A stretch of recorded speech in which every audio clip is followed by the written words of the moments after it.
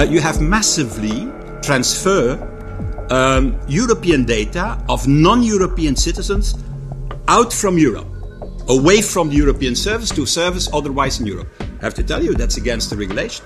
Facebook is to move 1.5 billion users out of reach of the European Union's new data protection regulations.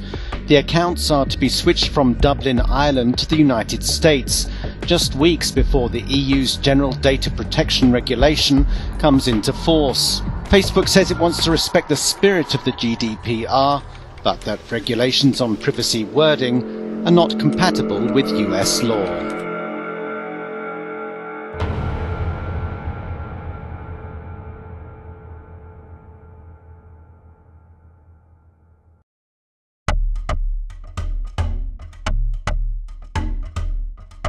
Basically, we had European privacy law since the 80s, and it hasn't changed much. And they're very abstract, so they kind of say you're not allowed to use data for another purpose than before. It doesn't matter if that is online, offline, Facebook or not. That's a very broad and general rule. So actually, GDPR is not very different than previous law. It's very similar in most aspects. The big difference with GDPR is the enforcement part of it, that there's actually now very high penalties, that we have this 4% of the worldwide turnover. So for a company like Google, that's 4 billion euros as a maximum fine. That's much more. In Austria before we had 25,000 euros. And all of that made a lot of sense. A huge problem with GDPR was that we had a lot of lobbying from the industry side. And they oftentimes claimed that stuff has to be watered down for the small industry, for the small business and so on. The reality is now that it's flexible, so the big law firms of Facebook and Google try to use that flexibility to interpret it in weird ways that are not really what it is. But for a small company, it's way too complicated to actually, and way too unclear to actually use it. Like if you're a single business and you just want to know what it says, you need a lawyer to explain it to you. I was in Brussels when we still had the debate about GDPR, and I said, you know, my mother has a jewelry shop. She's 70 years old. She's not going to do a risk assessment, blah, blah, blah, of her mailing list. Like, this is absurd. But that is what the big industry wanted, because they said, if we're all in one boat, if Google is in the same boat with a 70-year-old lady, then it's lower for Google. Now, our approach would have been, or my approach would have been to say, okay, let's have 3 boats. And that's how we do law anywhere else. Like, usually we have a driver's license for little motorcycles, then we have a more serious driver's license for a car, and then we have a very serious driver's license for a truck, you know? That's how you regulate stuff. The normal industry, let's say a steel company or whatever, simply didn't care for GDPR. So they haven't said, you know, guys, this is crazy for us. And that's generally a problem of lobbying in Brussels, is that only the big guys can afford lobbying in Brussels. The small mom and pop shop usually does not have a lobbyist in Brussels. Facebook, I think, had more lobbyists at the time than members of parliament working on this dossier, just to give you an idea. And that's only Facebook. There was Google and Microsoft and all of the others around there as well. So there are hundreds of lobbyists. And the European Parliament is very transparent. You can see every change that each member of parliament has done. So it's actually quite easy to understand what they did. And it was interesting that, for example, countries like Germany that always walked around and said, we're the Germans, we're the biggest privacy protectors the world has ever seen, were actually one of the countries that tried the most to lower the level and push it down. Because what the industry oftentimes does is that they don't go to the European Parliament. They call up their national government and say, you know, Justice Ministry of Austria or whatever, can't you just lobby this for us? And all of this happens in the dark. And in the end, it says the EU has done a weird law. In reality, if you look at GDPR and what's weird in it and not understandable, I would say 80% comes out of the member states, not out of the European Parliament. The regulators are not willing to go against these big companies. And we have to be specific, it's mainly the regulator for Luxembourg and Ireland, because all of these big companies are in Luxembourg or Ireland, because they don't pay taxes there either, none of the rules is enforced. It's kind of the wild, wild west in the middle of the EU. And that's the problem that we have with GDPR. It's like we're producing toilet paper if it's not enforced. And it's a problem also for our companies, because our companies have to follow GDPR, all these privacy laws. If they now have to compete with someone from the Silicon Valley that does not follow any of these rules, then it's also fundamentally unfair for our industry. So it's not just a privacy, fundamental rights, you know, all of that kind of debate, but it's also from a business perspective. We basically now are here in a position where you just have to say, this is the law, now apply it, and if you don't, we sue you. And I think that is this last step we have to take in the privacy world.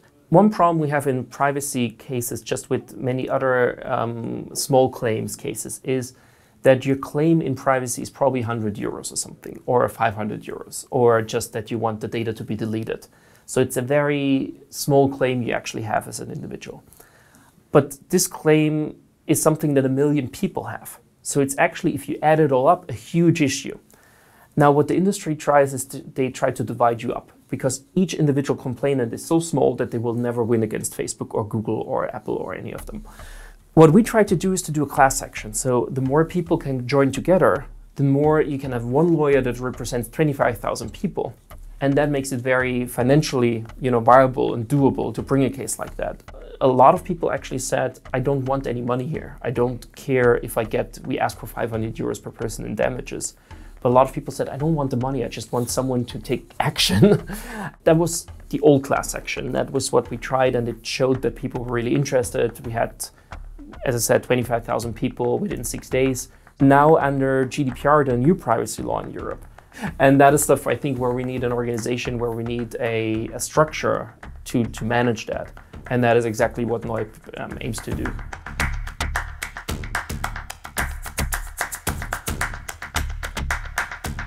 GDPR and hopefully our work and others is going to make sure that this law matures in a way that it's not just a nice to have, you can ignore it kind of thing, but that there's actually a consequence. And that usually then changes behaviors of companies, of the industry as well. There is going to be questions, am I going to invest in a company which business model is fundamentally illegal? People will probably stop investing in stuff like that.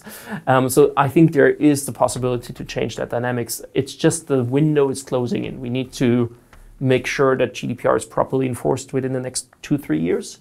All this technology is usually very useful and helpful, and it makes a lot of sense. Like social networking, the idea that I can communicate with friends at any time and post something and they can get that, makes a lot of sense. Like, it's technically a wonderful idea. The problem is that right now we have monopolies for, social networking, cell phones, whatever, that misuse their position. You have given the example of Twitter. You have given the example, I think, also of Google, as some of your competitors. But it's like somebody who has a monopoly in making cars is saying, look, I have a monopoly in making cars, but there is no problem. You can take a plane. You can take a train. You can even take your bike. So I have no monopoly. WhatsApp and Instagram are already part of your empire, and that's why I think it is time to discuss breaking Facebook monopoly, because it's already too much power in only one hand. The industry tries to have this very monolithic argument to say, we get your data and we do advertisement and that's where you got the service from. The world does not work like that. It's much more complex. If you look, for example, at a TV channel, you get advertisement and it's funded by advertisement. You don't pay for TV, but it's not personalized advertisement. All of Hungary sees the same advertisement at the same time. It's not in any way personalized. And there is a lot of advertisement that does not need personal data. For example, a lot of the advertisement is context-based. So if it's a car page, you get car advertisement on it. So a lot of that is not personalized. And I think that is the first thing to say. You can have advertisement and you can make money without screwing people over in their data. They will still make more than enough money without touching any of your personal data. What you can do on top of that is that you can have an opt-in. Like, you can basically have a button and tell people, if you want to have personalized advertisement, click here. If you don't want it, click there. That's it. And you also have to think about products like, for example, a cell phone. I pay €800 for a new cell phone if it's a top-notch cell phone. Still, I have to agree that all my data goes to Google. So the question is that deal still fair? Don't they get way more from us than we get in return in a product? GDPR itself and how the system works does not say you're not allowed to use data. You're allowed to use data for a lot of purposes, for providing service, for having your newsfeed. All of that data usage is fine. But if you want to use it beyond that, if you want to sell data to third parties, if you want to have personalized advertisement, if you want to use data to nudge you further into using the product and so on, which a lot of them do. It's the pop-ups of, don't you. All of that stuff is something where they could have an opt-in. And there may still be a good load of people that want that say, yes, I want to have personalized advertisement rather than generic advertisement. But it should be the user's choice after all. That means if I have a new phone, I can just open it and use it, because everything that's really necessary to provide that phone to me is legal anyways under GDPR. But if they then want to use data from my phone further for other shit, then they have to ask me and I have to be able to say yes or no and still use the phone without pushing no. Right now, what happens if you buy a new phone? If you click no, they tell you, you just bought an 800 euro brick. And that is not what, how the law is foreseen and what is fair in any way.